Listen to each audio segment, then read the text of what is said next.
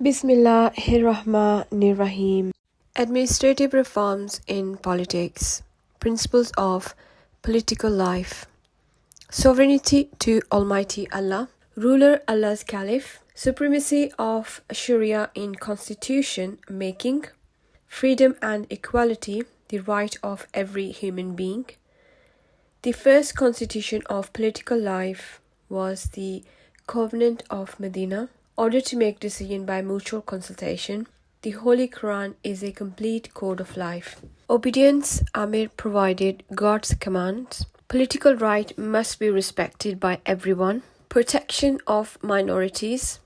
Jihad is obligatory on every Muslim. Sedition and murder are prohibited. Education and training of individuals. Moral, technical, industrial. Establishing the system of Salat and Zakat adapted to military time requirements. The duty of propagating religion is the work of the individual government.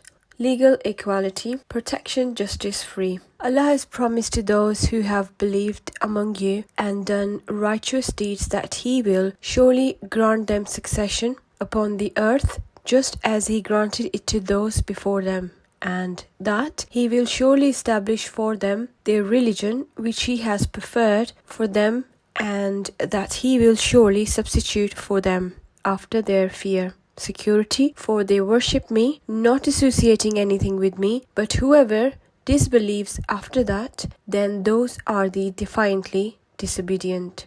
Chapter 24, verse 55. Madinah Treaty.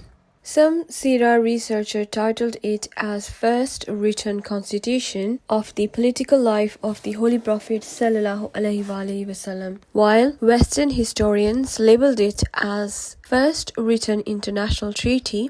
It consists of 53 clauses.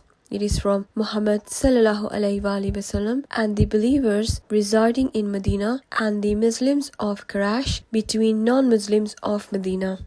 There were 44 leaders of tribes signed this treaty.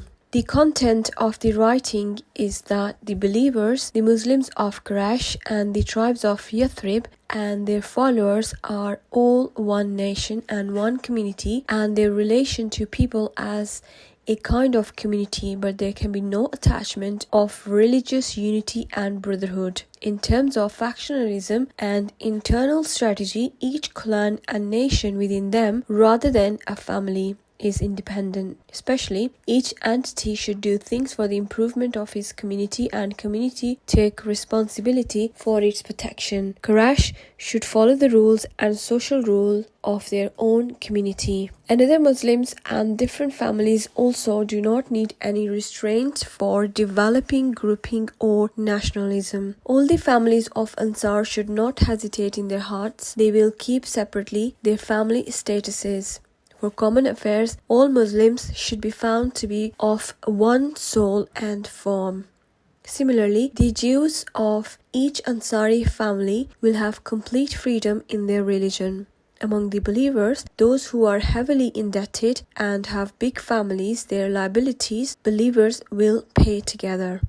No believer will make a covenant friendship with another believer's friend or guardian, except with the permission of the believer who is already his guardian. God-fearing believers against oppressors among themselves and against the oppressed will be and will not allow any mischief and abuse among themselves. No one shall kill another Muslim in revenge for the unbelieving. Allah is custodian on this belief. On this behalf, everyone can be given peace and shelter. Even inferior Muslims who gave shelter to someone, all Muslims gave him shelter. Muslims are not only friends but also brothers. Among the Jews who came under us, it is obligatory upon us to help them but not becoming oppressed and under pressure. The reconciliation of all believers is the same.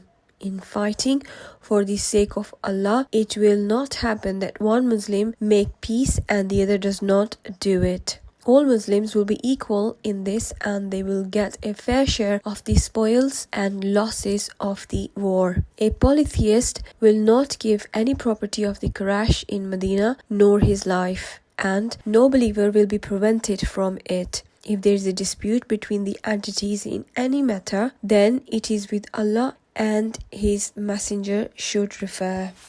The Jews will have to bear their own expenses as long as they are fighting against the enemy with the Muslims. The entities will be obligated to support each other against enemies. The treaty will not prevent to punish the sinner.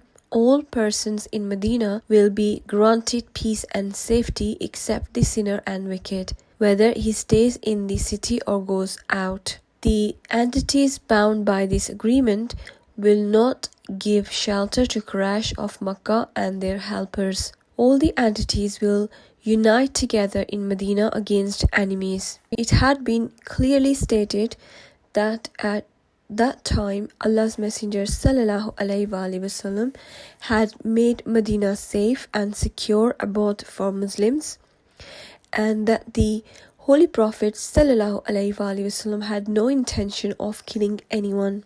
It was necessary only for self-defense.